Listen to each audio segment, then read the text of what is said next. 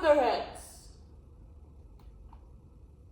Declares the unclothed emperor from his gold-plated oval throne, where he regularly posts AI likenesses of himself depicted as a king, shitting all over his subjects.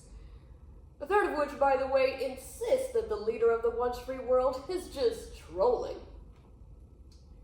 Yeah, tumultuous, tantrum, toddler-age toilet humor, that's what we want handling the nuclear codes.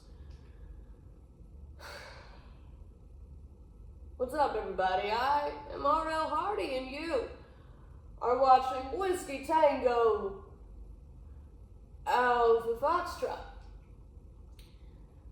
And the rhetoric just gets blurrier and blurrier, doesn't it? Between desecrating the people's house without so much as paying the workers who did it, much less going through the proper channels, and openly calling for the execution of democratic legislators, veterans themselves, by the way, who made a point to remind their fellow service people that they are not bound to obey illegal, emphasis on illegal, orders. And right on cue, the propaganda machines lit up, crying insurrection over, daring to suggest that our military perhaps don't just blindly listen to the coward-in-chief. And they say he's not a tyrant.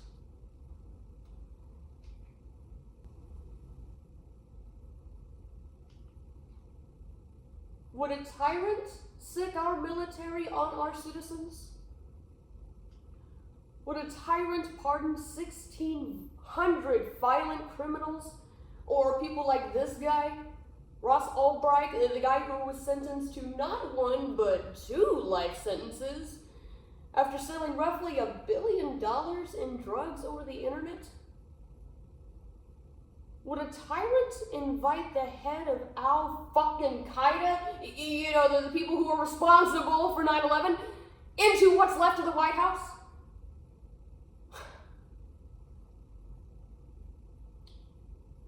Barely 24 years later, and already we've forgotten.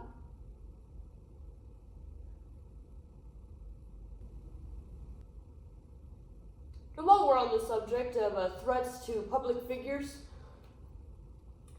Marjorie Taylor Peachtree Dish Green can turn up the heat, but she sure starts to sweat when she's in the line of fire. The great MAGA divorce is finally happening, and over what? Why, Bubba Trump's less than transparent handling of the Epstein files, of course. Yeah, it turns out old Marge has one baseline sense of morals, and that's when it comes to pedophilia. And let's not forget all the divisive oratory she has stoked over the last 5 years. She's still an illiterate conspiracy nut. She still confuses the infamous German secret police of the 1930s with a cold-served vegetable soup. But she at least had the gumption to stand up and really question the complication over the release of these files. And wouldn't you know it, just 2 days after the fermenting Tangerine declared divorce over the internet, Marge went and hired public security. It's almost like she's worried that something will happen to her now that she's no longer daddy's favorite. And of course, not only that, but she's recently announced her resignation from Congress just in time for her pension to kick in. How convenient. In 5 years, she hasn't had a single bill that she supported be passed. She gained all kinds of inside trading deals, and now she's worth roughly about $25 million. Boy, what a real public servant, huh?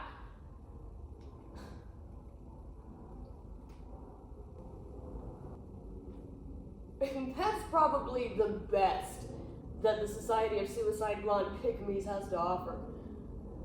Because on the other side of the spectrum, we have slobbering sycophants like Megyn Kelly, who recently coined the question, what even is pedophilia anyway?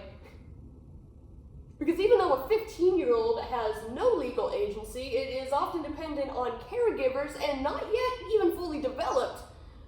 She's somehow different than an 8-year-old in terms of sexual consent. But all the 20 and 30-something-year-old young Republicans who openly Heil Hitlered and advocated for gas chambers, they're just dumb kids who don't understand what they're saying. You know, the standards are given real double vision, you know?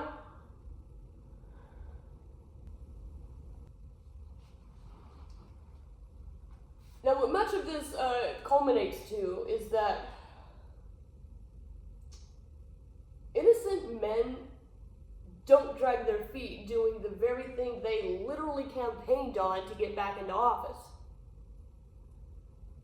When asked whether or not the complete Epstein files would be released, Attorney General Pam Bondi hedged that they would follow the law about it. When for the past 10 months, this entire regime's motto has been, fuck the law, we do what we want. And are we just gonna forget about all of those federal agents that were tasked with flagging and potentially scrubbing any mention of Agent Orange all throughout those files? How come back in the day he used to praise his best friend Jeffrey, but if you ask him nowadays, he never hung out with him, and he barely even knew him. He certainly never visited him. Why doesn't he want to talk about it? Why isn't he suing people left and right for defamation? And maybe even released all of the files on day one to prove it, instead of attacking the reporters who are asking questions like this?